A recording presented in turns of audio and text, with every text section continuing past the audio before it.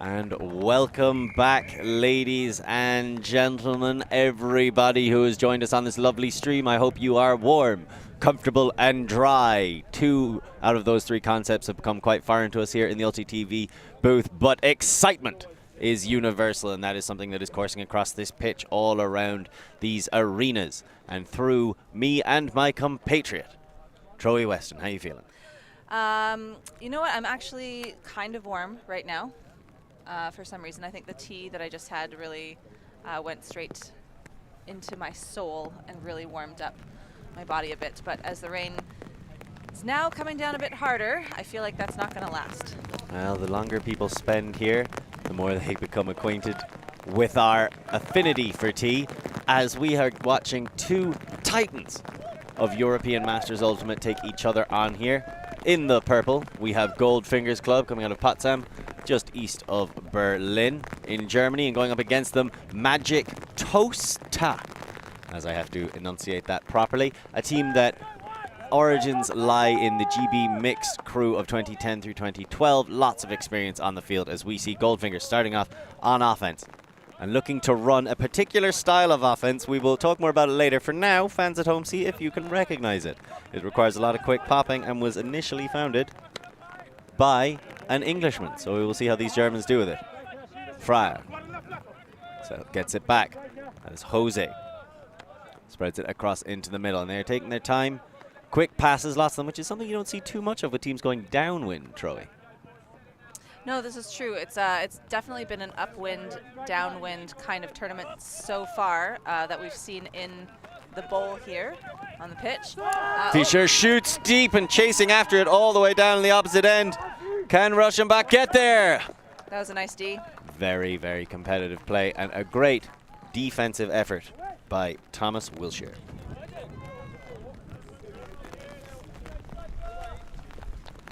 Yeah, it looked like he just got the inside track on him, was able to easily read that and just knock it away out the back of the end zone there.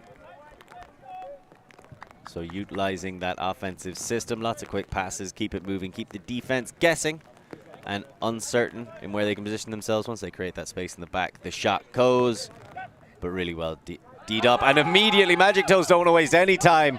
Coverage or no coverage, they're going to trust their receivers, and that's exactly why. A phenomenal grab by David Tyler, who looks to shoot it to the far corner, and well taken in for the score by Christian Zamore.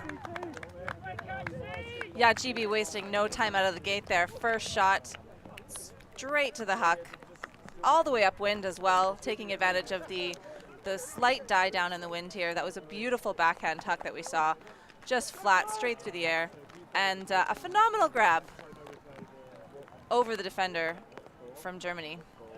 David Tyler was the one who just absolutely ripped that out of the space above the intended defender's head. Nicely done for an opening score, an opening break, and upwind, something that has been touched on quite frequently so far in this tournament, how crucial it is to take your upwind opportunities when they come, those brief windows where the wind dies down and you can put a soft, floaty pass to your receivers.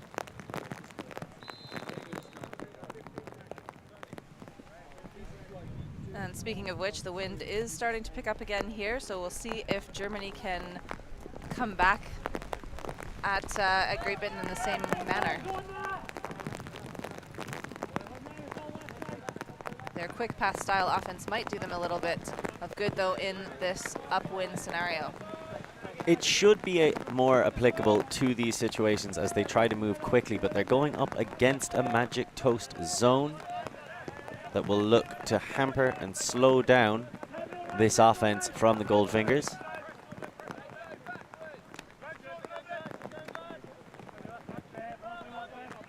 As they continue to just pass it around the back, Müller gets it to Lübbecke. Lübbecke sent all the way back and comfortably into the hands of Lüdecke, but they're losing yards with each of these passes until that big arcing one, and that is the whole point of this offensive structure. Berg has it, gets it back into the middle. And again, Berg looking for options.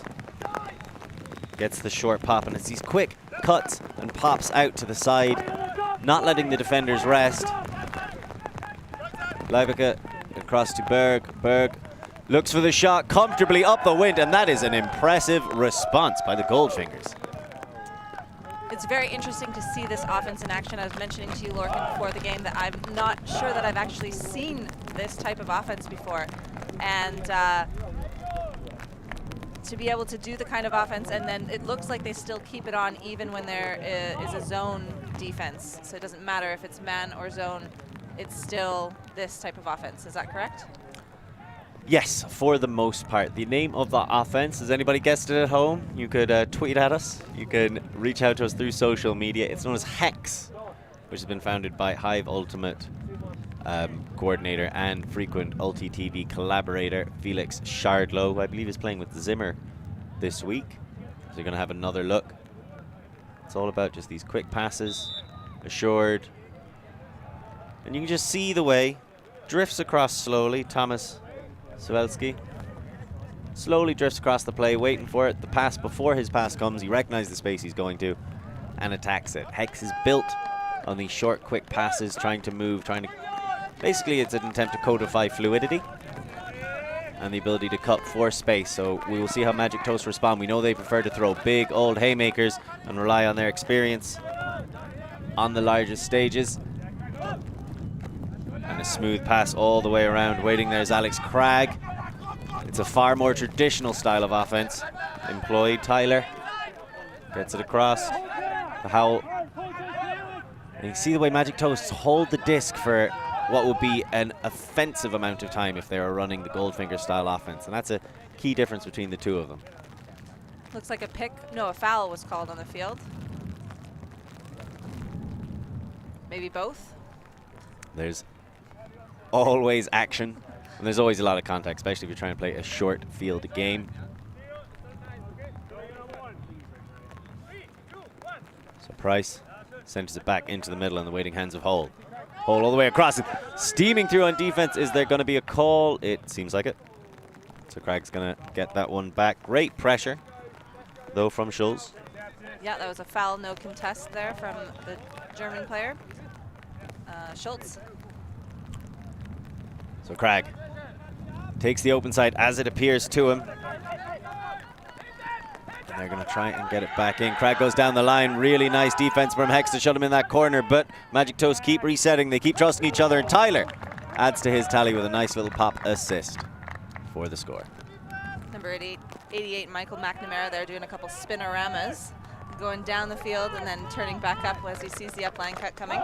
I find that quite difficult to do myself as a handler, because I feel like I lose sight of the pitch downfield, and you can sometimes lose track of where your players are. So it's an interesting way to fake, for sure. Akin to a dog chasing its own tail, as we can see. Here's another look at those little spins. The step through works on the second time. And that's just a classic end zone cut. Is he going back to the stack? No, he is not. Tyler to Cragg. So one interesting thing about both these teams they have in common is they both come from a larger mixed club where they practice with all genders there. And apparently Magic Toast had a women's team that decided to make their own, and so they were forced to make an open team. And they were originally going to enter this in the mixed division. So instead falling back into the open, which explains why they have a smaller roster, as once again they're going to employ this zone. Seems to be a little bit of a blend of a cup and a handler mark base zone.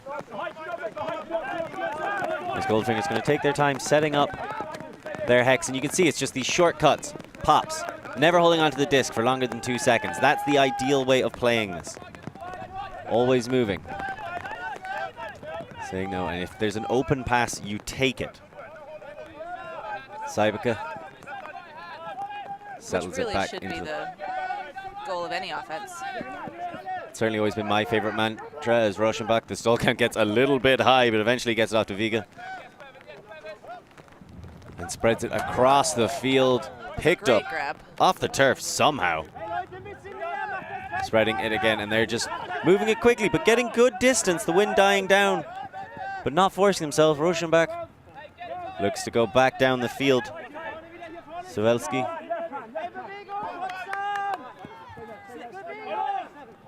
Passes again, Roshan back and Selesky just doing a bit of a two-man game here. And the way Hex is kind of unusually spread out, like a hexagon across the pitch, would, I think, naturally fit it quite well against the structure of this zone. Yeah, you would think, and they are moving it quite well up the field so far. We're seeing a lot of good movement through the zone. They're able to just kind of pierce that cup and get it around them quite frequently. So looking to spread it back into the middle, just about. So Fisher held on to it for a bit longer than is intended, and then there's the turnover. So I can imagine some of the fans back home understanding what happened, and immediately the Hawk, they're just gonna roll it, and that's about everything they wanted to achieve with that throw. Yeah, pushing Germany all the way back to their own end zone now, forcing them to work it up the field again.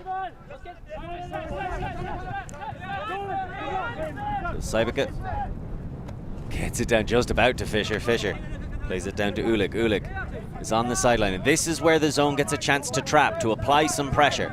Can they get the turn out of Ulick? There's a nice little scooper, but he's asking a lot of Fisher to keep his feet in line and still pull that one in. Fisher well able for it. So again, this is where Magic Toast really want to apply the pressure on the Germans.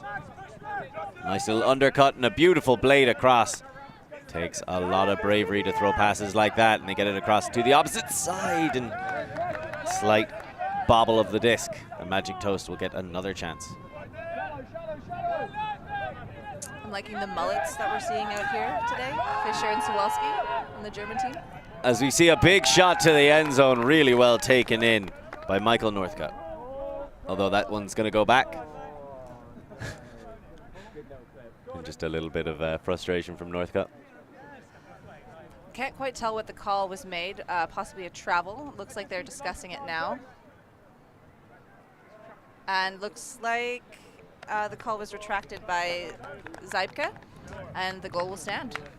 Understandably so, as we look back on the film. A lovely shot and really well taken in. That's the danger with Magic Toast. They can strike you so quickly.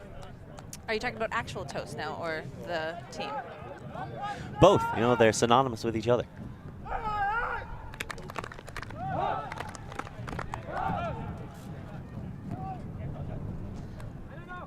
So a huge shout out right now to VC, our clothing apparel sponsor, outfitting the world's best Ultimate player since 1998. Which, you know, when you hear, you're like, that's not that long ago. No, but it was new actually company, but it's a substantial amount of time. 24 years ago. That's a quarter of a century, basically. Makes me feel old. Makes me feel lucky to be blessed with such a quality company sponsoring us here at World Masters Ultimate Club Championships. VC providing some of the best quality clothing for all your ultimate needs. Our media shirts even match these German shirts. We've got the same color. Natural affinity growing. I think we have to try and keep our impartiality. It's hard not to cheer for them, though. I'm sure everyone back in Germany is cheering for them. They come from a big club, and they're so grateful for their support. As Cruces picks it up, going against the zone with the wind at his back. It will be interesting to see how they react to this.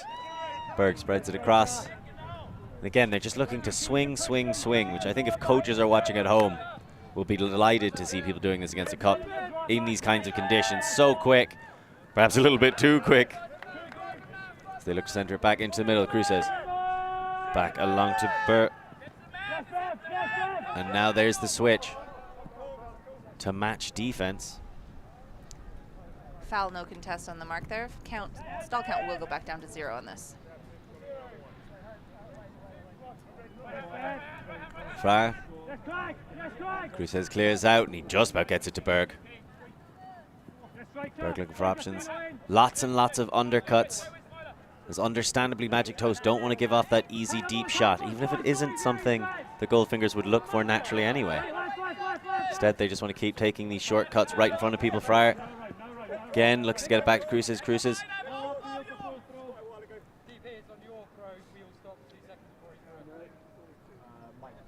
Not sure what was called there.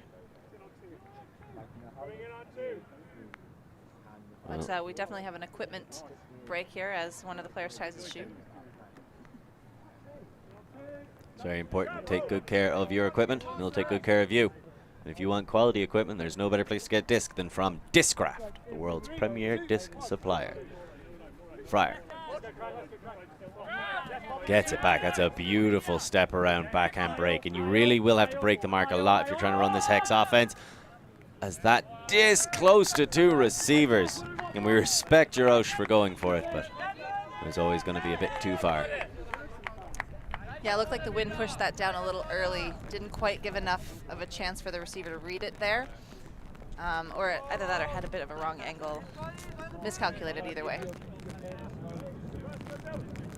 So Magic Toast, and they've shown us they can huck either way. And something from talking to Goldfingers before the game, they were saying we need to make sure that we tighten up our offense from yesterday. Otherwise, we are in danger of Magic Toast just tearing away from us. And that was a very comfortably taken in pass by Cragg. He looks down the line. He doesn't like it on the first asking. There's a little bit of bump and grind, but they don't see anything wrong with it as Tyler calls the quick foul. Too much contact. Nope, understandable. The feeling out process continuing in these early exchanges. So Tyler already has a score and an assist to his name. Oh, the push pass. Risky in these conditions, and there's a beautiful run through D. Ruth coming through. So then Berg picking up immediately, getting Cruces. Cruces on the opposite side. He feels like the flick, but doesn't send it. Perhaps for another club, but they are regimented here at Goldfingers. And lovely back inside to Berg. Berg wants the quick pop, gets the quick pop to Fryer. Fryer looks to send it back. Very well taken down. The pop shut off there, so unfortunately Müller has to hold on to it slightly longer. Eventually gets the pass to Fryer, just about pulling it off. And Müller again with the disc. As you see, they do not want to hold on. Huge layout grab, rescuing possession. That time Jarosh was able to get there. And there's the leading pass. Beautifully done, beautifully weighted, and beautifully collected by the streaking form of Matthias Ruth. I have to say that's one thing I am really enjoying about this Hex offense is the number of leading passes where the defender is just caught on their heels because the offense is moving so quickly that they're able to just put it right in front, defender behind them, easy run onto, quick short passes, really working well for them here. And that is really what's at the base of Hex. This idea that the best ultimate is played when it's natural, it's flowing, exactly what you're seeing there. Perhaps a little bit more accurate than that, but Jarush willing to get down and dirty in the Limerick soil. And look at that for a weighted leading pass. Ludica. Easy run onto that for the score. So a good response by Goldfingers, and I think they've shown they can, with this offense, go both ways when it's working. So if you were Magic Toast, is there any adjustment you'd be looking to make, Troy? I think they really need to be able to shut down on those quick passes. So I think they're just they weren't ready. You want to talk about quick passes? Immediately launching it deep and perfectly weighted into the waiting hands of Magnus Wilson, who just pops it in for the quick score to the streaking figure of Michael Noblet. So very, very well done. Yeah, I think GB is definitely going to have to just tighten up their defense a bit, get on their toes a bit more to shut down those quick passes. But in turn, Germany is going to have to find a way to shut down those larger hucks. So they've got two very different offensive styles going on here. It's a really exciting matchup. Big time shots from Magic Toast, and it's what they're going to be looking for. Perhaps maybe a bit more of a straight up mark to shut those down on the initial few seconds. Yeah, I think that would probably be a good idea for Germany to employ. That is the unique nature of Hex. They are committed to it, so they're not going to be looking in, certainly not the same frequency for those shots. They want to set them up properly. And you create the correct amount of space, whereas Magic Toast just looking for that deep shot straight away. It's the first thing they want. I think a lot of people at home would agree it's certainly the more common and logical decision in these conditions. Well, and it makes for some exciting grabs and defensive plays. And we've got plenty of those coming. We've got another full day of Ultimate and a whole week yet to come, as this is much quicker from the Goldfingers. Really nice, skirting through. Barely giving the defense a chance to set. Ulig again, looking for options, sees one in the form of Fisher, gets it to him, And a lovely little pop through. And that was incredibly smooth. Fryer. It looked so easy. So again, now they've seemed to have really found the gaps in the zone, and they're just going to start tearing through it. With Fryer throwing the final pass to Rochenbach, but ultimately it touched about all 7 players, maybe? It may have done so, that especially that initial pass, like right up through, gained about 40 yards. It looked like right through the middle of the cup and all the defense. So I don't know where GB was on that one, but just managed to break through a ton of the defenders there, gained a huge amount of yardage, putting them right outside the end zone. I believe it was Florian Müller who had one particular throw that seemed to take half of the defense out. And you can see, because of their positioning, when you throw that little fake in, it moves the whole defense. Gives you an easy pop back to Fryer. And then the quick score to Rochenbach. So I think, after talking to Goldfingers before, and they were a little nervous about how their offense was going to click and could they improve from yesterday, it certainly seems like they're finding each other and starting to find themselves in this tournament. It does appear to. They had a rough go in their first couple of games, really wanting to come out hard in this third game, and it seems to be going well for them so far. I don't want to jinx it, though. It is what we do best here in the booth. So that is sent across and coming back to Howell. He sends it down the line, taken in by Wilson, and this is a nice quick pop and play. Maybe we'll see a little bit of a short game from the Englishman now. Walton working with Wilson. Just a bit of back and forth, not gaining yards and stagnating a little downfield compared to what we see from the Germans.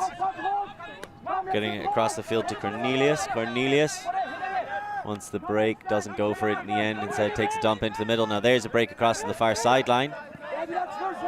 But again, Goldfingers seem to be doing a very good job of trapping Magic Toast down in this end zone, or this half of the pitch at least. Forcing them to go for the short. Oh, David Price doesn't want to wait at all. He's going to send it. Big bend by Jose. Looks like we might have called a call on the play.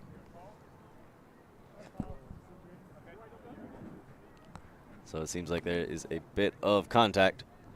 David Price, no interest in holstering that one, launches it, but we're going to have another look. That is some tight coverage.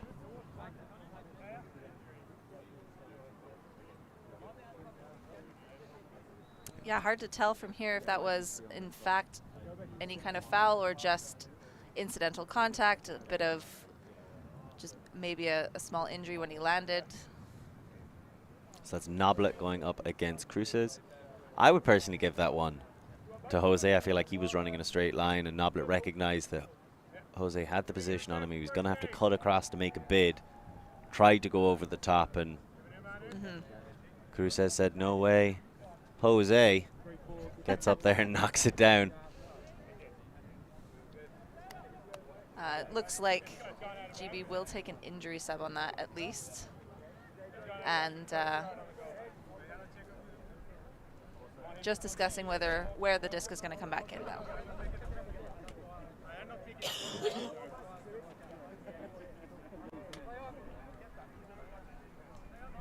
And the disc will come in for Germany on their end zone line there. No call was made on the play.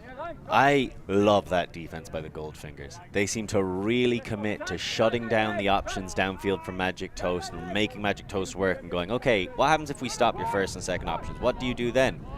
And it really made them think, made them dump a lot. We'll see how they respond now. Can they cash it in?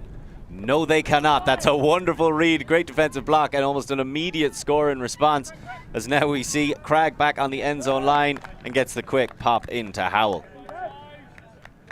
So that was a really tough corner for Germany to kind of get it out of. That is the downwind corner, pushing everything in, and GB really takes advantage of that, trapping them very well on the sideline there, giving Germany absolutely no options to get it out there, and clearly their trap worked as Germany really tried to get it through and had just no options. As we are going to take a quick timeout. Magic Toast maybe getting a little bit scared there by the prospect. We're going to have another look at this. They go for the quick throw and go, but really well read on the defensive end. So that's Matthew Bevan stepping in there. And we're always happy to give him a little bit of a shout out. It was great to have him to chat with him before the game. Yeah, absolutely. Germany would really like to thank their club back home for helping them get here, practicing with them, doing a bit of fundraising for them, and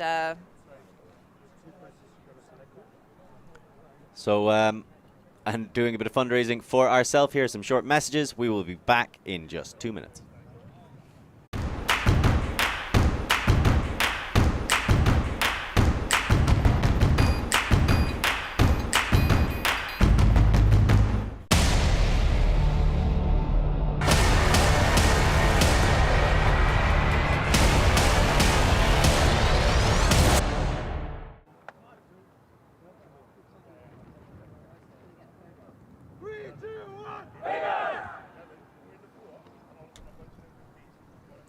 And we are back after the timeout. It looks like GB has just scored, so they're going to be coming down on defense. See if Germany talked about some way to shut down those Hucks, although they did a really good job in that last point. And GB, we'll see if they can tighten up their defense and stop that short game that Germany has been excelling at so far.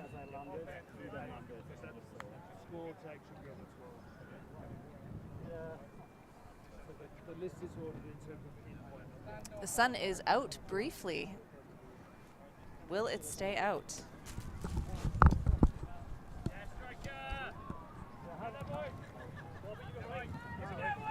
So here we come out of the timeout. And Goldfinger looking to get that quick firing hex-based offense back into play. As they're working it around and down. Fryer back into the middle. And the waiting hands. The Saipka. And the zone seems to be flattening out the offense initially until one of the Goldfingers is willing enough to take that shot through the middle. Either that or the GB players just get a bit tired, laxing that middle and opening up a shot for the Germans. And until that happens, they're just like a typewriter. And there's the quick shot through. Nicely done. Saipka, Acosta Vague, and then out here to the close sideline. What a grab. That one was a close one, ripped up off the ground. And a quick fire offense. Back to Fryer. He's got options. He's always going to go with the easiest option, the first open pass he sees. As there's an unfortunate bit of contact there.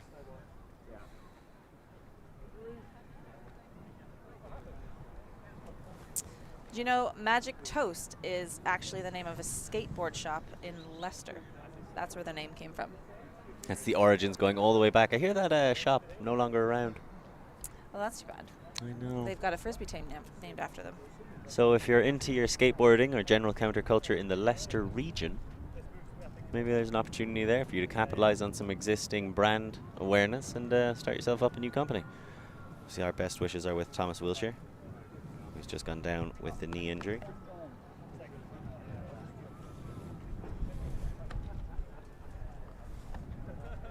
But it did seem like Goldfinger's comfortable against this zone now. Kind of found their space within it. I'll have another look. It just seems like a landed wrong on his own leg. Thought he's starting to let him down just a little bit. So here comes the help. So just to talk about this Hex offense and the way that they continue to pass it, taking those open shots really against stagnating.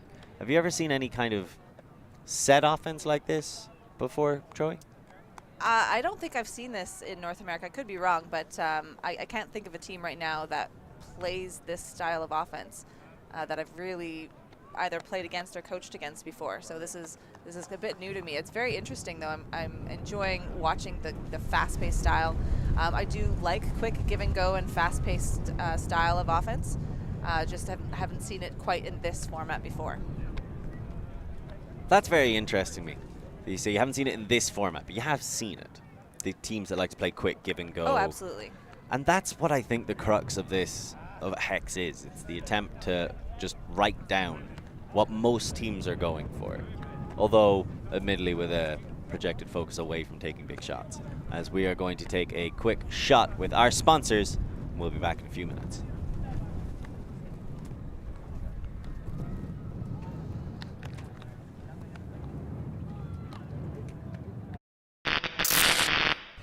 The ultimate things in life are free, and we're keeping it that way. Subscribe to keep up with the latest games, tournaments, and community content.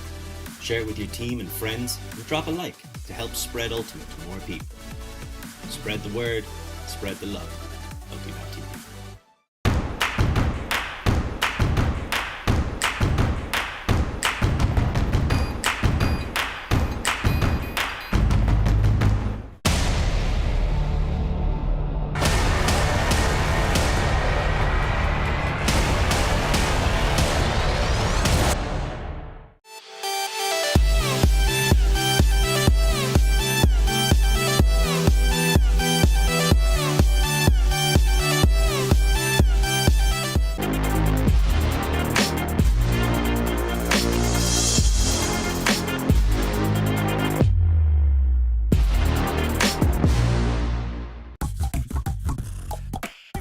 Catch it early. Help us teach kids about cancer symptoms through Ultimate Frisbee clinics. Join us and speak up.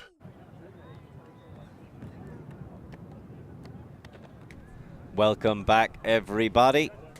As we see, the teams are still keeping warm out there under what has become adjacent to favorable conditions by Limerick standards.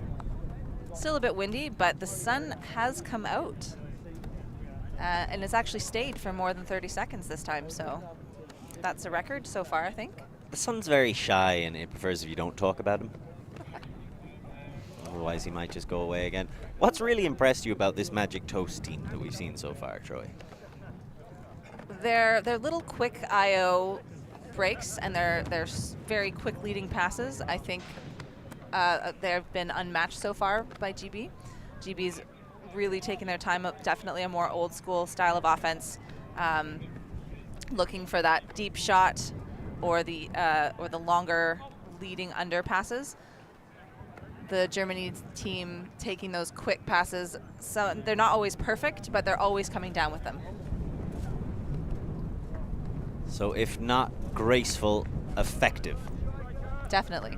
A phrase that could certainly be used to describe a lot of elements of the German style of play. Strong and dominant. A lot of the times when I watch the German teams, you see a real focus on getting around breaks and hard running. And Hex seems like something of a compression of that, because it does rely a lot on breaks and hard running, but over shorter distances. They like to go for those quicker pop passes, which you don't see so regularly in other arenas. And they've been rewarded for it. I hear they've been quite successful in their own Masters League back home. Winning 2 national championships in a row. So definitely no slouches, although sometimes struggle when going outside of Europe. So we'll see if they can continue in this match.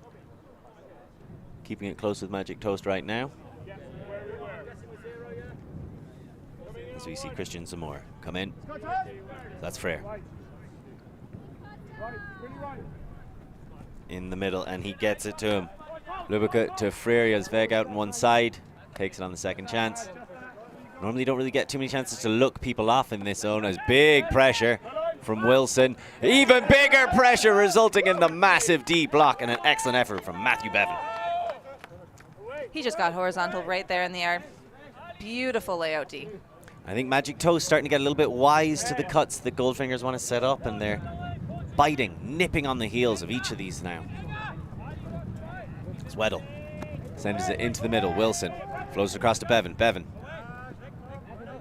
holds on to it, goes for the inside to Zamora. Zamora takes it down, throws his force to the ground too. Bevan thinks about the pop, decides against it. Céad goes down the line, waiting there, Tyler. And he floats one out, he wants another stat. But unfortunately it's misread by both players in the end zone. That is one thing we might see as GB kind of baiting those throws now, because I feel like while the Hex is effective in getting those quick short passes off, it is a little bit predictable. That is an issue that I also have with it and have raised several times with some of the progenitors of it. As we see Veg just launch that to his imaginary best friend, who comes down with it. Congratulations. And that's going to be a turnover.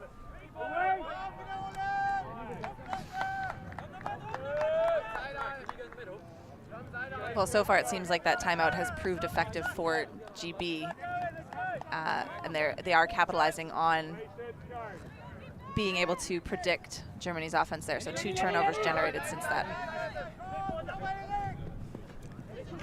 And again they go. Look, thinking about the team shot, deciding against it, holds it, Tyler puts it back. And looks to receive it one more time. There's some float on that, but Tyler was wise to it. He has Bevan in the middle, doesn't want it, instead just sears it deep. He sees some more, sends it, but well read by Veg. You see that was always curving the wrong way. Yeah, the wind may have played a bit of a factor on that, as the wind is picking up a little bit again, but definitely needed the other kind of curve to get to the other side of the GB defender, or the Germany defender, pardon me. As here comes the quick pop, and immediately Goldfingers looking to get back at it. They don't want to waste any time. Céad with a nice backhand to the break side. Wieg, and they get across again to the sideline. Rochenbach, and it is Hex on the sideline is difficult, as Fryer has it. Rochenbach, and there's a huge hand block. Oh, there's going to be a call. Ben Weddle going for the involuntary high five. Must have been a bit of contact on there. Foul, no contest. So Rochenbach will get it back. But this is where I find Magic Toast really turn up the defensive pressure. They're trying to trap Goldfinger on the sideline. 3, 2, 1. Looks for his dumps. There's Fryer. But this is really great pressure. And that throw is going to be tough to Vig. Yeah, that short, quick flick is one of the toughest throws. That's why the push pass is the better call in most situations. Nice break by Bevan. Gets it inside. Waiting there was Weddle. Weddle back to Bevan. The two of them working together smoothly.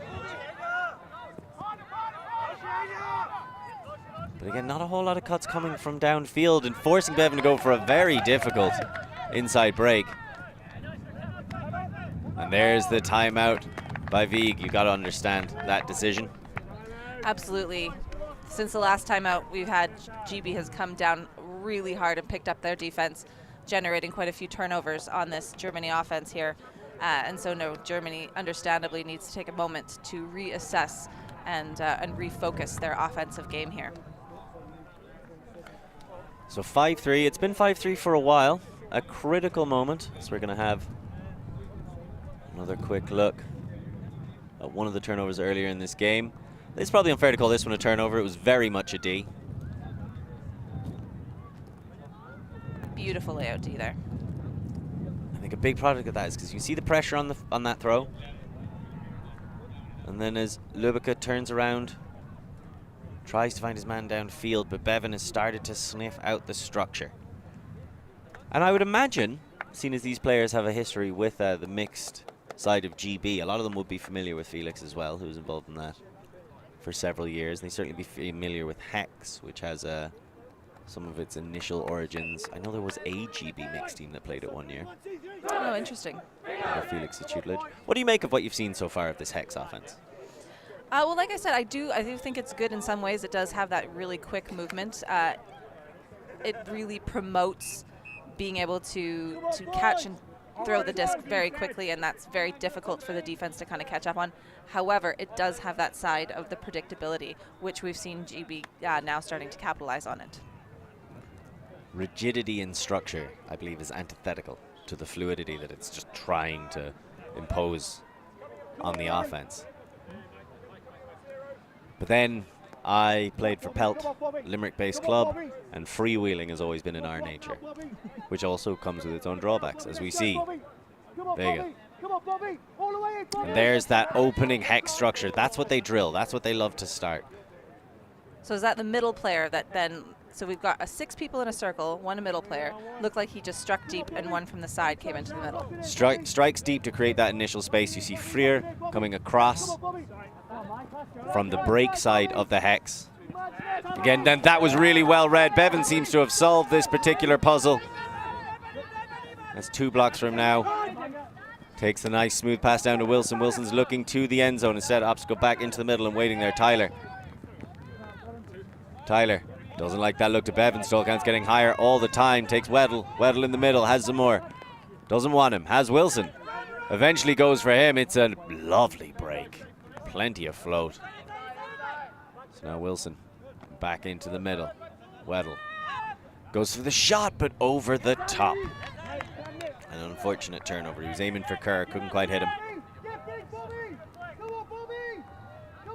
And Fryer gets back into the middle. The Russian back and now across again. That one was always going to be difficult. We love the ambition from the bid out of Florian Müller. And Magic Toast don't want to waste any time. They're going quickly. Bevan, he's tried to throw a few shots to Northcott now. Decides to holster that one instead. That is really well led. Looked for a second like he was going to go out of bounds, but instead collects it and gets the quick pop into some more. Tyler just letting that disc come out of bounds and then back into him as well, as he just watches the line so he's able to catch that disc once it arcs its way back in bounds. Really nice read on that disc there. One of the things I was hoping to see from the Germans after that timeout is the GB defense has found a way to predict that nice flow over here. And we've seen a couple of the Germans try to peel off and go up line as another one fills their spot. Oh yeah, here we see that lovely catch just inside the line there. That was beautiful. But as I was saying, we've got the Germans really peeling off while the next person comes in that hex cycle. And what we're not seeing is that one that's peeling out still looking for the disc. And their defender is now coming and poaching off and getting that. And that's been Bevan a couple times, peeling off and getting that undercut. Leaving his person open, but the German guy's no longer looking for it. So a bit more awareness for the poach. And something I expect to see a lot of at a Masters tournament, especially as we see Goldfingers, the conditions worsening just in time for them to have to go upwind, but they don't want to let it phase them. They are attacking right back, keeping that structure, keeping that way they love to play offense. Quick, Berg, back into the middle, waiting for it, Fisher, and across. Back to Fisher. He has the cut, floats it out, well taken in. Looked destined for the dirt, but Ruth gets down, and then exactly what you're talking about. One more time. Price this time, the one who just stands there, turns around and gets the block. So yeah, they really recognize that once the Germans start to peel out, they're no longer looking for the disc. I have no idea how Nabla brought that one in. Looked like he was catching a cricket ball more than the frisbee, but he got it, and there's the pop. Now that would have been one of the more spectacular grabs we've seen today, but Brad couldn't do it, as there's the immediate shot deep. Really well thrown, really well weighted, and waiting underneath it, Sawelski. And he looks to get it again. Phenomenal stuff. Quite a response. Yeah, absolutely. Got that quick turn. We got a huck out upwind from the Germans, which we haven't seen yet this game, I don't think. And that was just a beautifully weighted backhand put down there for Sawelski, waiting for it. Yeah, underneath, like you said, just outside the end zone. Able to pop it in for the quick score for the Germans there. So an incredibly impressive throw. Seemed to time it absolutely perfectly with the conditions. Nobody on Magic Toast saw that coming. Well, when the Germans haven't put much of a huck game up or a deep game, it is a little bit unexpected at this point. So no wonder he was unguarded there. Well, is that the response you were looking for? I mean, it wasn't the response that I was looking for sure, but it's a response that worked very well.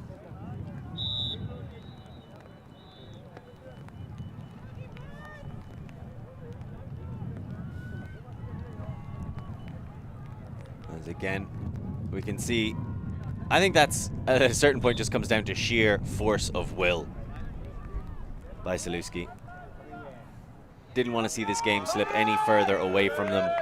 So now they've got it back to 6-4. And Magic Toast. You have to think maybe the gods are on Magic Toast's side as they just bring out the sunshine for them to go back upwind. Yeah, that 30 seconds of rain died down really quickly as soon as GB's back on offense. Hole back into the middle. And that's Walton. Walton loves his give goes, his quick play. Will be very comfortable against this cup. Oh, but maybe too comfortable is stepping through. He basically threw it into Schultz's hands. Nice hand block. And now, as Cruces makes his way over to the disc, we can see the block again from Schultz. Really nice reactions. This is a chance. Goldfingers want to bring it closer. Why not? Big floaty pass over the top. Luckily for Cruces, he had Ruth coming across. Back into middle, Cruces again. The quick pop, the pass out, Fryer. Ruth goes for the inside break and just about scoops it in. Really nicely done. That was Ludica popping it in for the score and into the waiting hands of, I believe, Becker. That was a huge opportunity for Germany. They really needed a break there to stay in the game. Big defensive block there. Brilliant play. And they were able to just slow down their offense, take a deep breath for a moment, and then pop it into the end zone.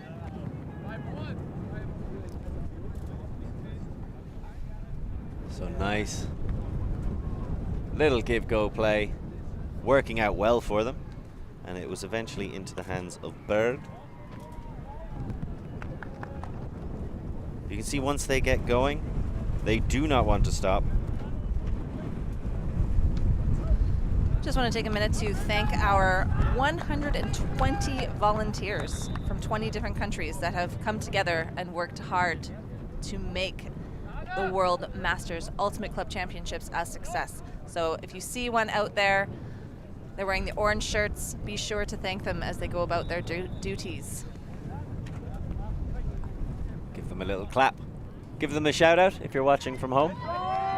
Thank you to the volunteers, as that is a lovely pull. Settling deep into the half. Walton looking to make up for that past mistake. Gives it to Bevan. Bevan back to Walton. Walton back to Bevan. Just the quick popping passing, showing that experience they have from playing with each other all those years ago. There's a little bit of communication. Is this a wedge zone that we're seeing from the Germans?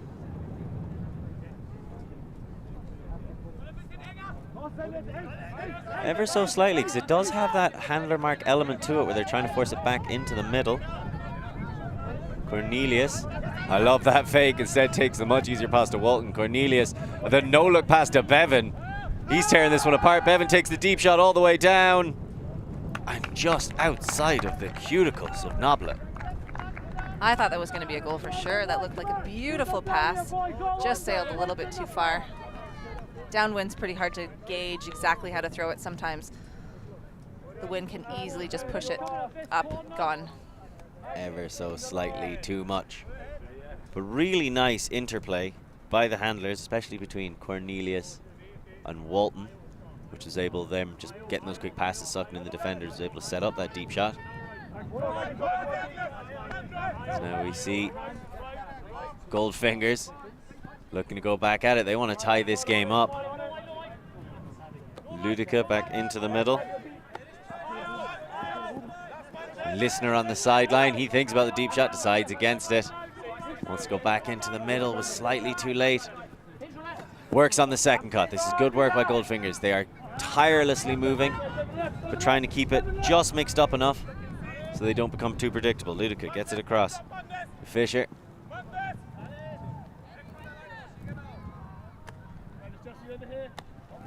This is lovely play between the mullets. Fisher has the chance. Saluski does decides against it. That would have probably been a hammer, so maybe that would have been too ambitious. There's the quick pops. This is what they prefer to do, and that's the score they were looking for. Schulz with the assist. Goldfingers with the tie. Another break from the Germans. They have tied the game up. This is a very exciting game to watch. Looks like in that last point they did start to recognize some of the poachy defense that GB had been utilizing to stop the flow of their offense before. Started to recognize that, and they managed to throw around it this time, just easily breaking that GB defense this time. Maybe not easily, but making it look easy, but I imagine it's a lot more effort. As you can see, GB again going for a timeout. So that's 3 timeouts in the first half.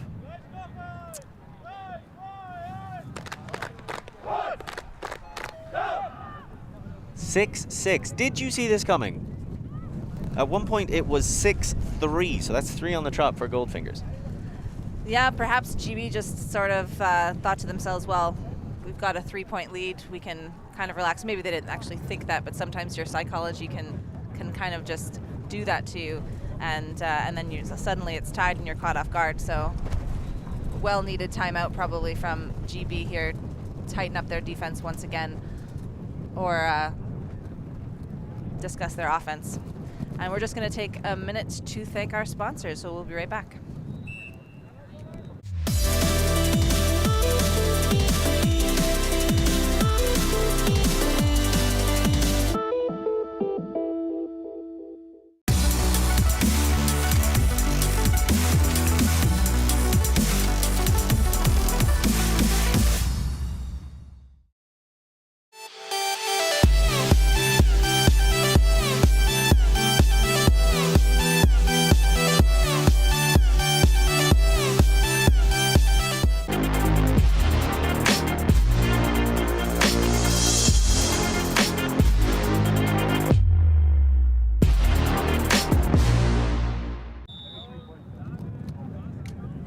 We're back and on the stream and commentating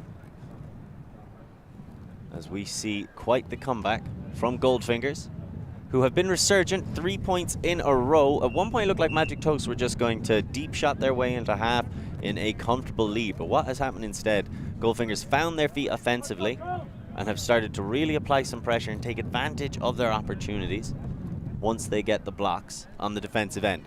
So we will see how Magic Toast respond. Will this timeout serve them well? And can they stop the slide? Centered it into the middle. Walton back across to Howell. Howell once again facing what I think this is a cup zone, and it is different to this. Oh, and there's another huge block. This is phenomenal stuff by Goldfingers. Extending and getting that block was Florian Müller. So you see Fryer settles it back around and all the way across. And beautifully taken in. Goldfingers are on a roll. Saibke getting that one into Fryer for the score. Third break in a row from the Germans. GB looking a little down, but I'm sure they've got some other tricks they can pull out of their belt. We've got some big names on that GB team, but it seems to not be comparing right now to the practice and experience that we have seen from the German side. This is a 15-year team, 15-year history. They've been practicing all the way up to now. They've had 2 nationals championship titles in on their side, whereas the GB, they have the big names, but not a lot of training. They come together for a few games a year, and that's about it. And really starting to show as the game wears on. GB were able to shoot themselves into an early lead, feeling high and mighty. Such a great response, such a great demonstration of resolve by Goldfingers, and now they are 1 break away from taking half. As that is a nice huck, although it looks like it will be going out. Wind just catching it a bit too much. I would probably have resorted to largely just rolling pulls by now. Well, especially in that upwind direction. I'm not very good at that, though. I definitely have to rely on the air ones. Preferring to air them out as Cornelius hoping to air out some of his grievances with this Goldfinger defense. Help his team fight the way back in, and as you can see, the positioning doesn't do them well enough, and I was expecting a big point here, but instead the first pass is an errant one, and Goldfingers have a chance to take half if they can strike quickly, and assuredly Saluski gets it back to his brother in mullets. And across to Vieg. Vieg doesn't want it. Instead goes all the way back. Go back in. That's Saluski. He sees Fisher. Decides against it. There's a big bid coming up empty. Instead it is back into the hands of Saluski. Knocking on the door. Will they let him in? There's the quick pop. Really well defended by Howell. Is Fisher going to call anything? No call, lets it go. Wow, Germany just turning on the heat here. GB looks like they've gotten into their heads a little bit. That was an ambitious throw. Arcing it all the way across into the waiting hands of Tyler. Tyler, a beautiful break down the line. And well taken in by Cragg. Cragg back into the middle. And waiting there for him was Cornelius. Cornelius, that's a risky pass into Cragg. They've been scuppered by a few of them so far. Howell instead spreads it out to the far side. The big calls coming from the sideline. Back into the waiting for him of Tyler. Tyler has Cragg, decides against it. Looks to the opposite side, stall count getting higher with each passing second. Goes back to Walton instead. Walton, we know he's an accomplished thrower with a large repertoire, but he goes with the simple things for now. Back down the line to Cragg, gets it back off him. And out to Tyler. This is better, this is more composed by the Brits. They've shown us they can go deep. Can they take their time and rely on their experience? Cornelius.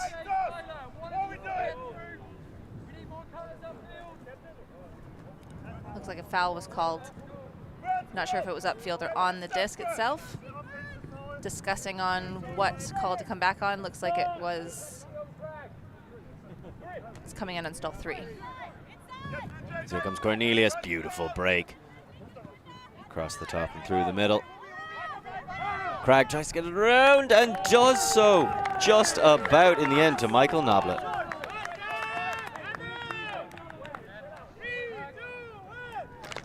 A much needed score for the GB to keep their heads on. 7-7 now. And Michael Noblet with that score. Looks like he comes from a good experience from Scottish teams. Went to the University of Edinburgh. Played for Fusion and the Black Eagles back in Scotland, and California Burrito from San Diego. So somebody who has a lot of experience, traveled all over the world. In 2010 mixed, won the inaugural competition when no teams outside of Europe entered the mixed division. That's under 23. That still counts as a world championship though, so he is a world champion. I think it's very important we mention that. And of course with the GB senior mixed team in 2015-2016 who took home that gold in Europe. I think Noblet, a name that rings out quite large across the British scene, and to a slightly smaller and quieter extent on the west coast of America. So Goldfinger have fought their way back into this match. They were 3 points down, 6-3. It's now 7-7. Galaxy Point, here's a big shot. They want it all. They want it now. It's trailing. It's falling into the hands and the waiting bread basket of Niels Ludeker. 8-7. Goldfingers take half. Germany coming out with that huge huck right before half. GB probably not expecting that huck downwind, but Germany absolutely capitalizing on that. And beautiful, beautiful read there by Ludeker. Absolutely wonderful. Started playing Ultimate back in 2012 in Potsdam. Probably with You'd imagine with Goldfingers, that's yeah. They're the Potsdam team. So 10 years, a decade under the influence. A beautiful shot from Seidke all the way down there, and what a way to take half. 8-7. They started on offense and conceded a break in the opening point, but they correct it and hold serve through the half. We will be back with you in about 5 minutes, so here is some messages from our sponsors. Thank you.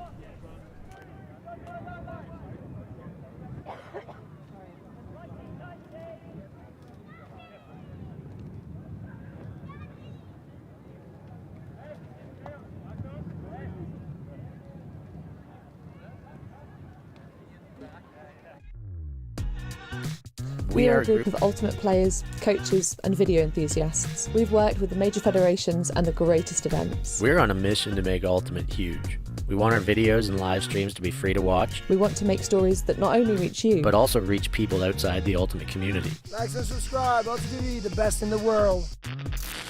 Become a member and fund our work to cover more events in the future and to bring more stories and live coverage to the eyes of the Ultimate world and beyond.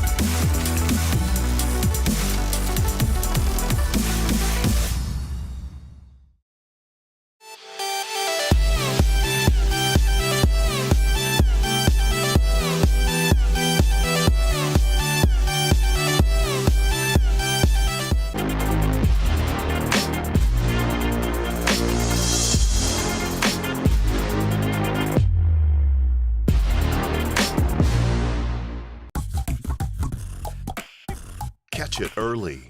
Help us teach kids about cancer symptoms through Ultimate Frisbee clinics. Join us and speak up. He's in a great spot. He's in a perfect spot. Yes, his massive head has blocked everything. That was a huge play, but we have seen none of it. Finny, he's done it.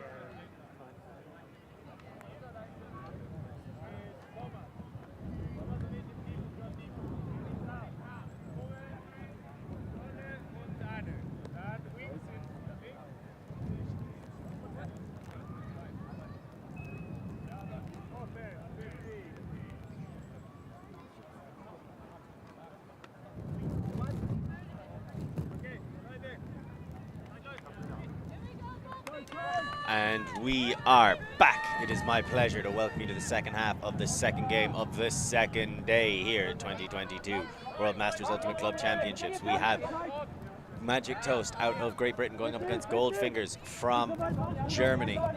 As Magic Toast thinking Howell instead sends it back into Walton in the middle. They are 8-7 down, so Goldfingers, who start on offense holding serve, Magic Toast will need to get a break in order to take the lead in this game. Magic Toast started stronger, but Goldfingers have been in the ascendancy since. As the big arcing pass all the way across to Howell on the opposite side of the pitch.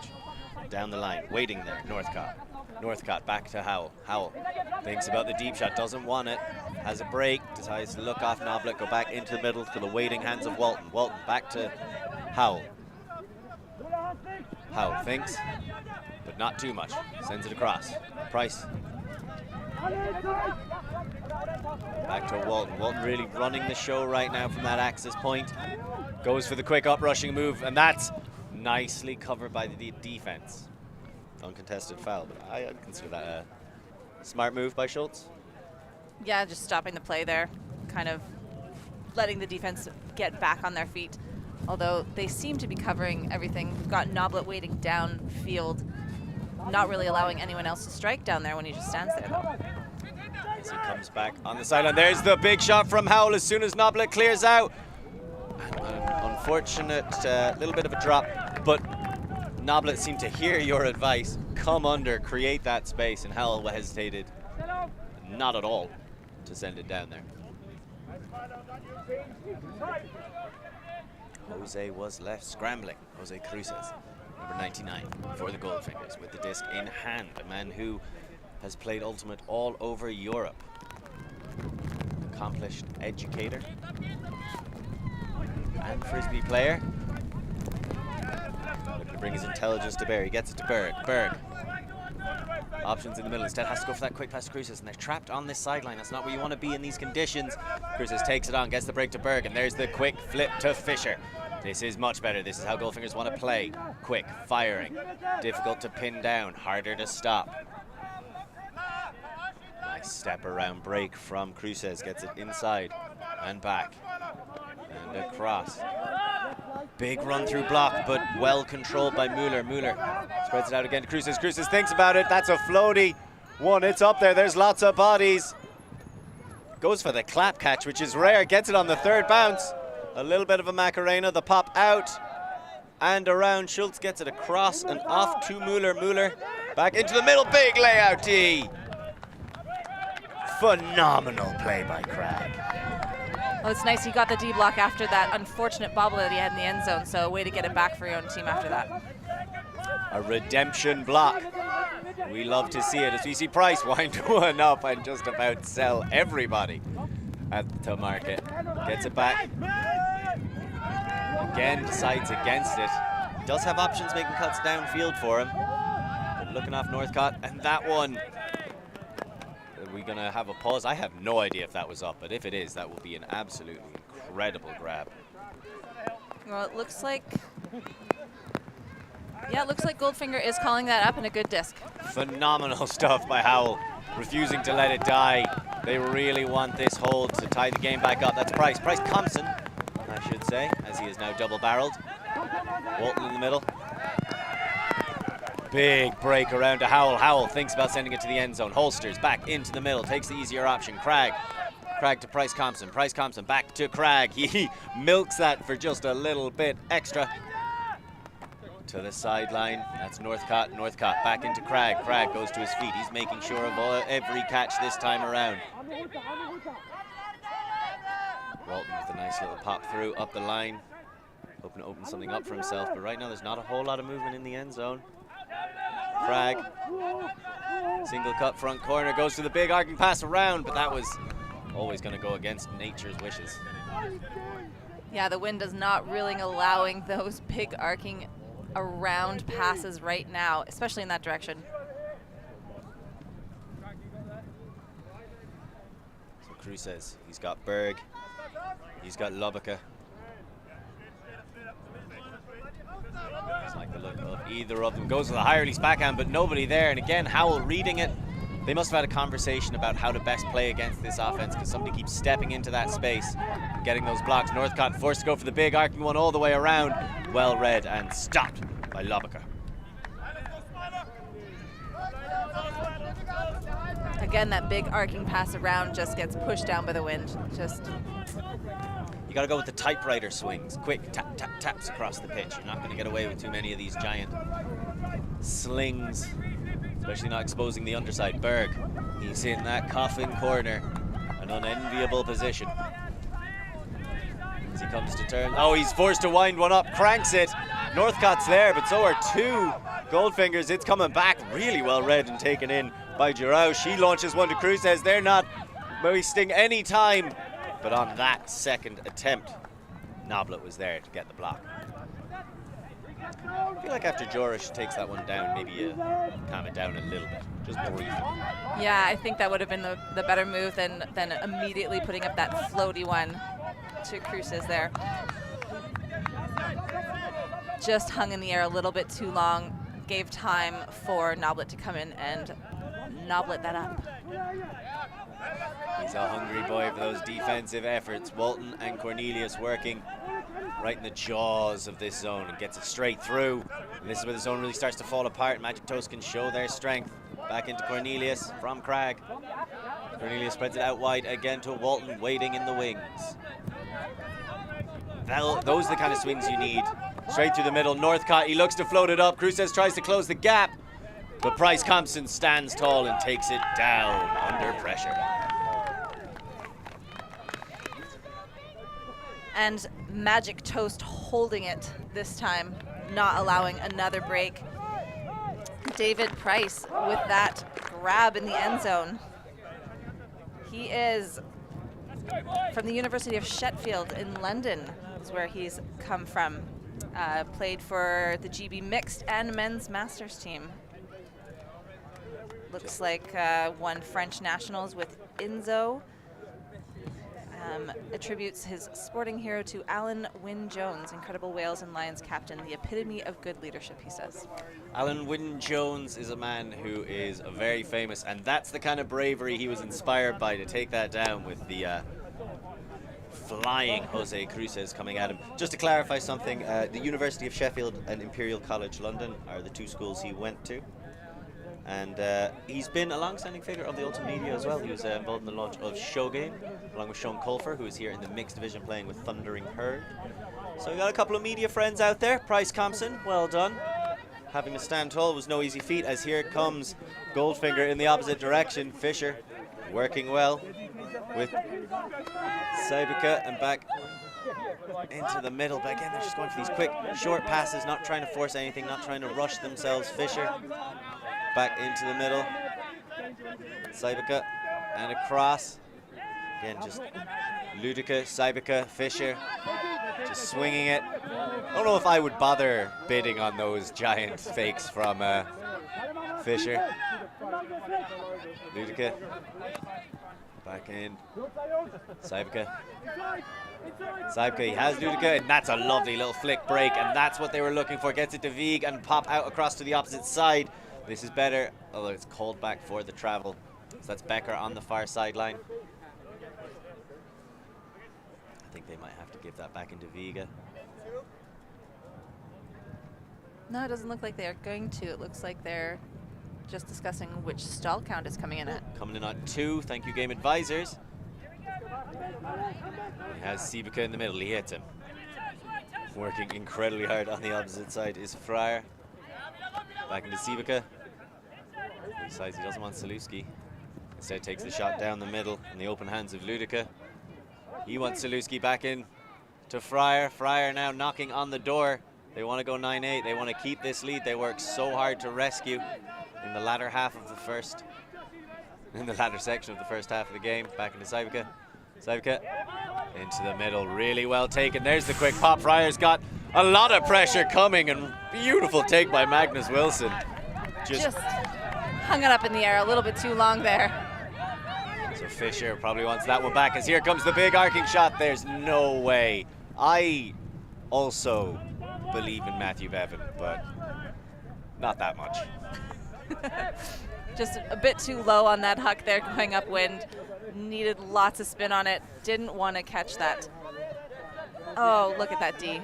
Magnus Beautiful. Wilson taking that one away. That's a beautiful flick break all the way across to Leica and Viga and Leica working together to get some quick yards. Seems it back into the middle. This is nice taking Ludica. Oh, sorry, Becker. Fisher. Cybica. Vega. Cybica. Cybica looks to throw that one up. Lots of flow. Lots of work. Lots of men. And Magnus Wilson gets his second emphatic catch grab in the end zone in this point. Looks like a foul will be called on that defensive play, though. Let's see that replay. Ooh, I don't know if I would call that a foul personally, but we'll see what the players result on the field. There's an incident where Florian Fisher was on his way back down after missing it, and Magnus Wilson was very much in the ascendancy. As you see Siluski and Fisher, the Mullet Bros caught underneath it, and look at that by Wilson.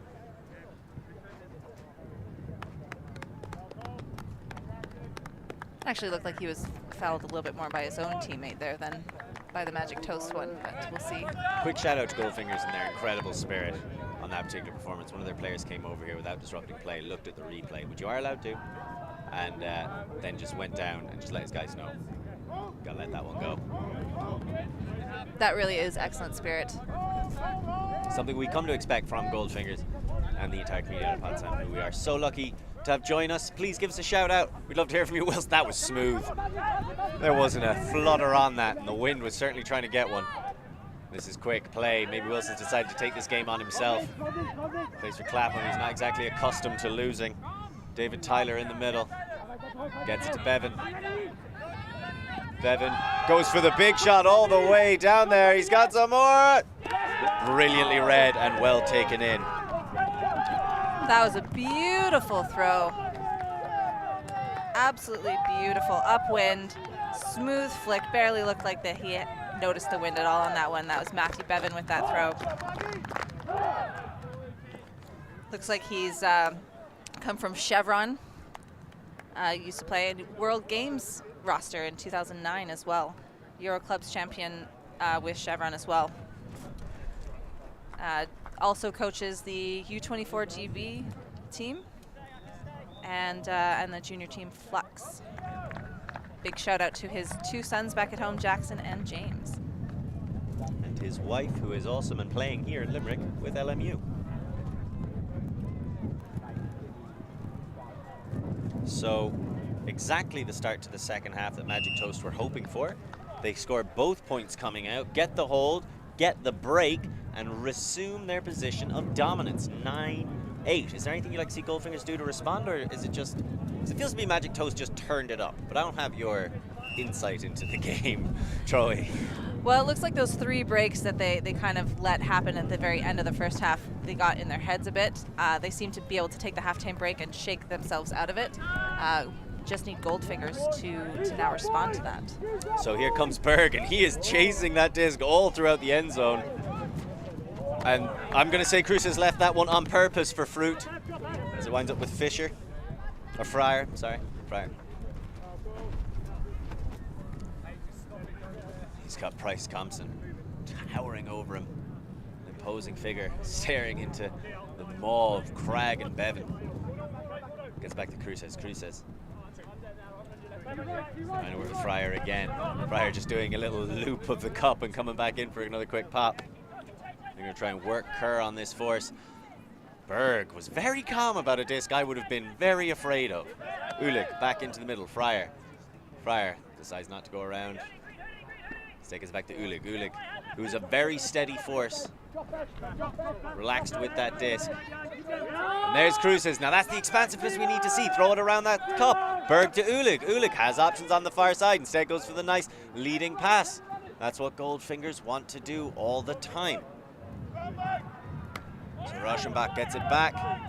And that's all the way across again to Fryer in the middle. And that, at this point, I believe every player on the pitch has touched the disc for Goldfingers. This is the kind of offense they want to run all the time. Fryer again, front corner, looks for options. In fairness to Cragg, he just shut down 2 separate cutters to the front corner. That is incredibly impressive. Berg back on the sideline. Thinks about the left, he goes with the right. Cruzes, front of the end zone, tries to get it in, does he? No, I think that's rushing back, I can't quite see. But he's stuck on the end zone line. He's got Fryer just spinning around him. Eventually gets it back. So that's Ulig on the front corner. And he goes for a big, dangerous, arcing swing. Gets away with it just about. Berg. Back to Ulig. Ulig decides against the first pop. And really great cover from Price Compson to stop him from getting the break on the quick score. But he gets on the second attempt. And it's a beautiful collection by, I believe, Fruit.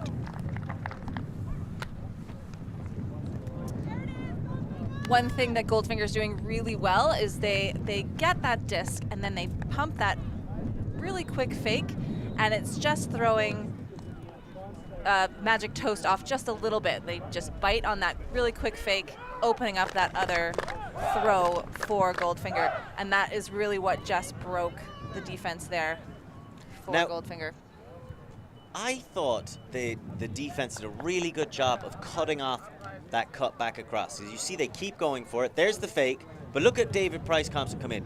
Brilliant work, but Ulig just takes his time, another little pirouette fake, and pulls him across. And that's got to hurt for you. You can see the frustration of Price Compson, because they're aware of that. I think they're aware of that. Cut to the corner, take a step inside. There's a quick break there, and they're trying to shut it down. But it just shows you, if you keep attacking that spot and you've got quality throwers, it's going to be a difficult thing to do. And catchers. I mean, we've seen this wind and the throws have not been perfect, little wobbly discs, but Goldfinger really good at tracking it, just second efforts, third efforts even sometimes, maintaining possession. So we have 20 minutes left in this game. It is 9-all and slowly dying down. Walton, the dying down by which I mean the weather. The energy is only increasing. Weddle gets it to Wilson, gets it back from him.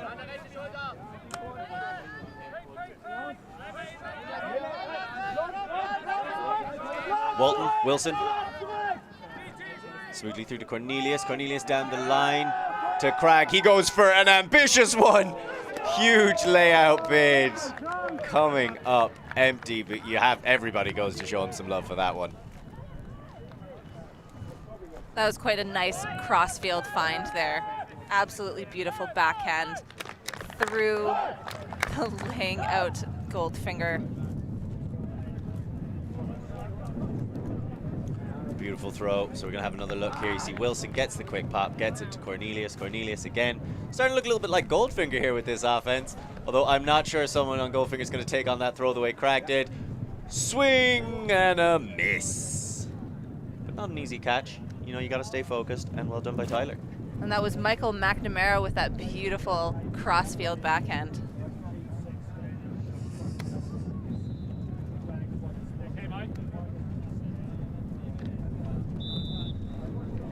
So a great throw from McNamara.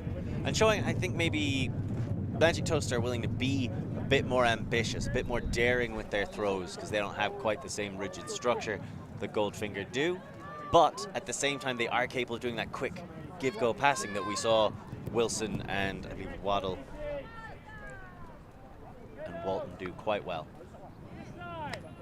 So let's see how they respond. And big plays, moving quickly, ever so quickly. That one perhaps too quickly as it just bobbles and goes over the head of Ruff. And now Magic Toast have a chance to extend their lead again.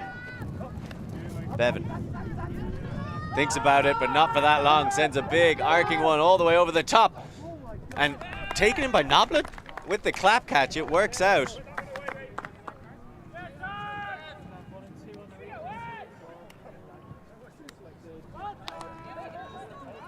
I think we're going to get to see that one again.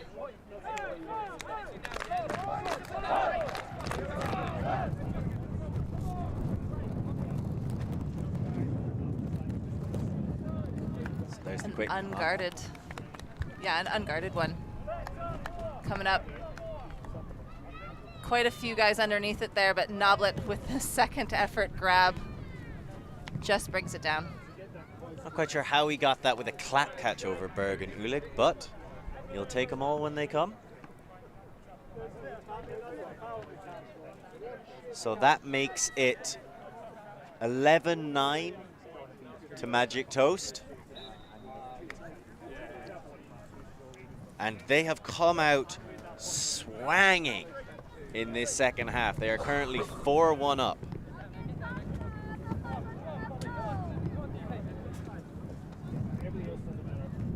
So let's see how Goldfinger respond. They've dug themselves out of one hole in this game. Can they do it again in the second half? They're running out of time to do it in as well. So Fisher gets it back to Ulig. Ulig and Fisher working together. I love that little scoop pass.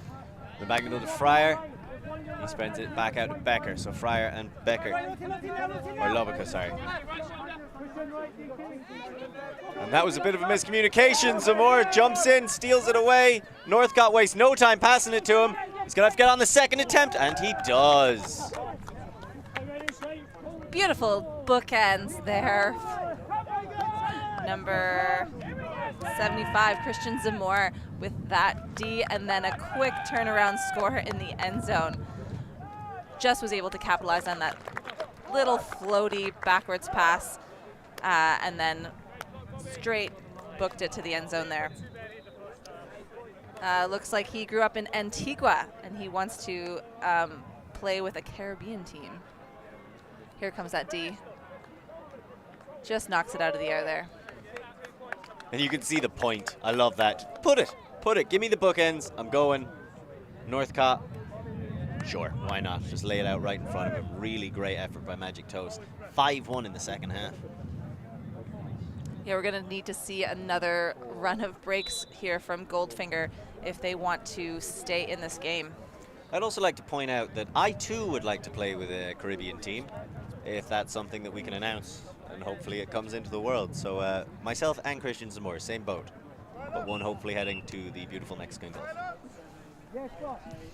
Come on, Bobby!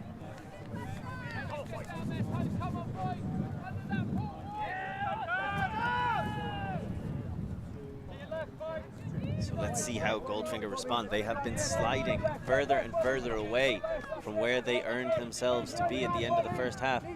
The longer this goes on, Cruces has Berg out to his right. Instead chooses to go left. And this is nice little quick play in between them. Becker. Beautiful all the way across to Berg. Really nice shot. Back into the middle. Waiting there for him was Savica. Cruces goes low to collect that off the ground. This is better. This is quick play. Cruces with the quick up-rushing cut and gets it to Berg. Berg right in front of the end zone, looking for options. There's the quick pop in and score to Rauschenbach.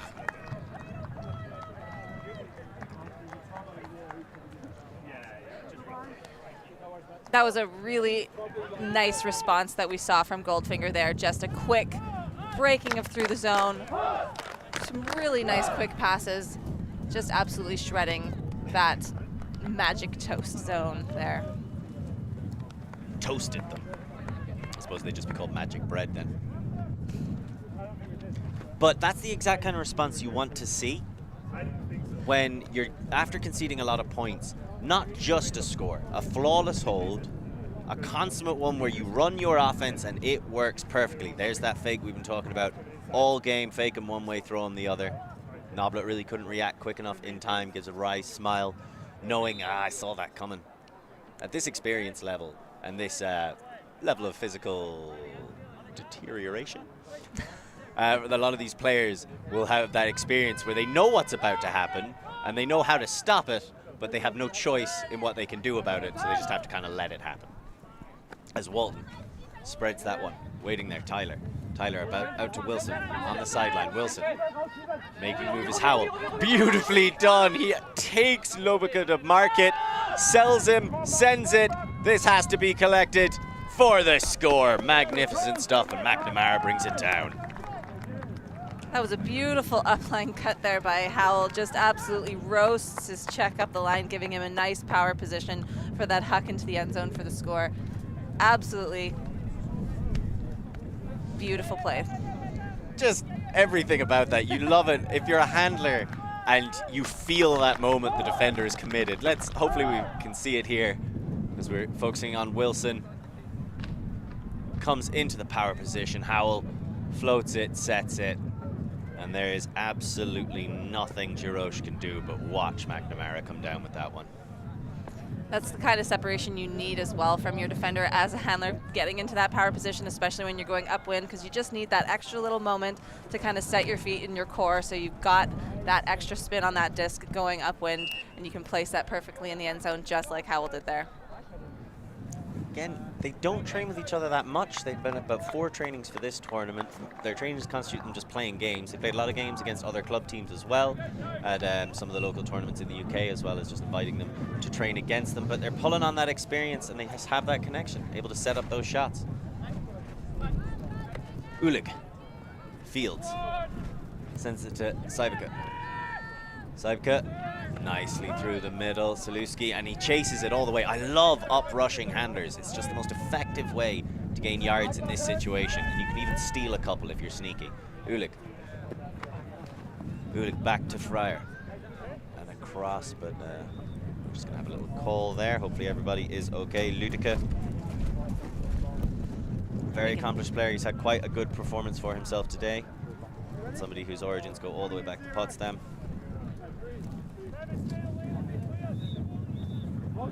So Fryer searching, doesn't like it, likes it on the second one. That is a beautiful inside break.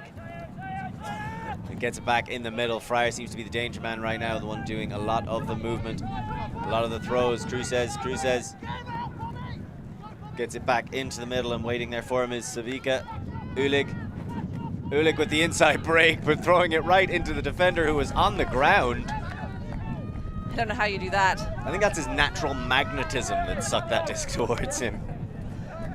Weddle with the block on that. Some people just can't be resisted. Got 9 minutes left as here come Magic Toast looking to end this early. They get it back to Weddle. Weddle to Bevan. Bevan airs that one out for Noblet. Connection Chevy have enjoyed. Sends it down to Zamor. Now that is a beautiful throw. Zamor burns both defenders and collects it for the score. He is taking over this game in the latter stages.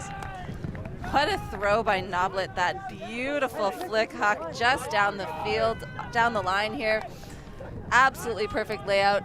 And Zamor able to get yards on his defenders there and just reel it in for that score. Beautiful throw.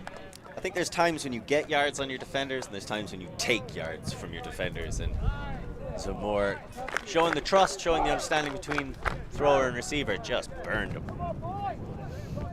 Looks like Goldfinger's going to take a timeout here. So we're going to have another look at this shot. Bevan to Noblet. Noblet launching it. And that's just great read. Great take by Zamor. For, I believe, his second score of the game. That might be his third score of the game. But a lot of them coming late on. He got that great bookends a little while ago. To really help secure them. So right now, after going down 8-7 at halftime, we are currently seeing a 7-2 run by Magic Toast. Magic Toast making maybe a little bit of a statement of intent. We were talking to Bevan before the game saying, what are the ambitions for this team? What are you hoping to achieve? And he said to us, top 8 finish. Do you think they're capable of that after this performance? Well, they came in as the 8th seed, so really all they have to do is hold seed. But yeah, I think we're seeing some good things here. I think the only thing that they're going to struggle with for this tournament is the numbers on their roster. They have a very small roster. I think just 15 players. So it's just over 2 lines, which coming into a Masters tournament, you know, bodies don't hold up as well. You can't recover as quickly from day to day. So that's a pretty small roster to take to a Masters tournament. I think that will be their only struggle. We'll see how they do as the game goes on. Germany and Great Britain. Old enemies, but older allies. 2 deeply entwined cultural nations. and we see them on the ultimate field lock horns time and time again. It is always worth seeing, and this has been no different. A close affair that Magic Toast have really taken over in the latter few stages, with the whole tournament spread out before them. We'll see how far they can go. But right now, Goldfingers still fighting, still doing everybody back in Potsdam proud. Gonna take that one from the middle. Oh, the wind is really picking up here. That disc was pushed nearly 20 yards out of bounds there. As Viga, he's got Fisher from the on the open side, gets it right back. Look for that quick pass to the open side, up-rushing handler, and then try to jump through the cup. And I love that as a move for getting past this. Becker. Becker goes for a big floaty one, and I think that might be just tiredness in the game, as Saluski will be expected to take those kind of passes down. So Bevan has a chance to put this game away. Takes the under to Wilson. Wilson has options on the deep, doesn't like him, looks him off. Instead goes for the quick, comfortable under to Northcutt.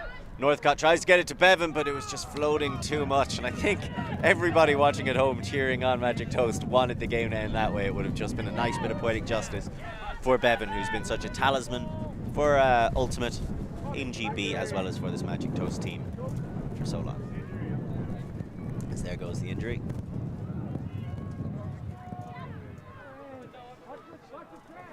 Is that Howell who will be coming on for Bevan? I believe it is, on the far sideline. And Becker seems to be coming off for Berg as well for the Goldfingers. Yes, if there's an injury on one team, that means the other team can opt to take a sub as well to kind of even out the playing field of fresh legs coming on there. A very noble and fair rule, something you would probably expect from a game as steeped in fair-spiritedness as Ultimate. As they get it across, Fryer gets it to Berg, the man brought on for his offensive capabilities. Fisher, Berg again. A little bit of contact. Conversation between Kerr and Berg. Kerr, I just want to give a quick shout out to, has put in a Herculean effort at the main force in this zone for Magic Toast. Hasn't seen too much of the discs. We haven't said his name too much, but has just been running himself out there and really anchored their defense. That's one thing that's definitely true. A lot of defenders that work really hard on the field don't often get their name mentioned if they just do a good job of shutting down their mark entirely. The better you do your job, the less you get noticed, as I was told by one coach. Fryer with the disc on his sideline. Back to Fisher. Fisher, he's looking for something, but all he sees is Kerr. And he tries to get that one down. Huge defense. Could be game defining at this point. 14-10. Waddle, front of the end zone. Howell gets the move, the man who came on. Wants the pop to Bryce Compson, somehow squeezes it in for the score. 15-10. Great up the line cut there to finish off the game there by Price. It was a great cut to the sideline, but I really want to give credit to that throw. That is not an easy throw, and you've got to put it around a defender, but make sure it still has enough sit to be collected. As we look again, here comes Kerr. Strong, powerful force. Berg is doing what he could. As you see Weddle. This is going to be the closing point of the game.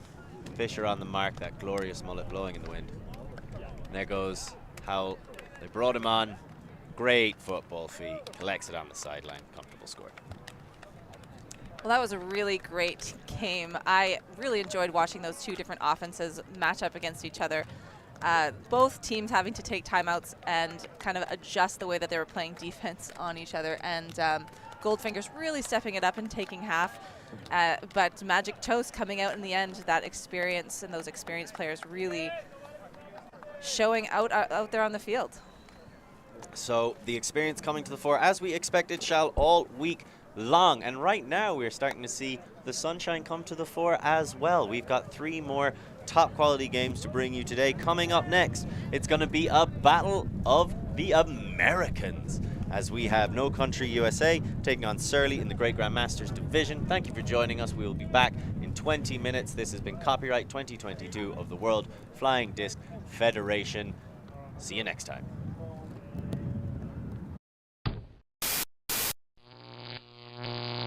Alti.tv.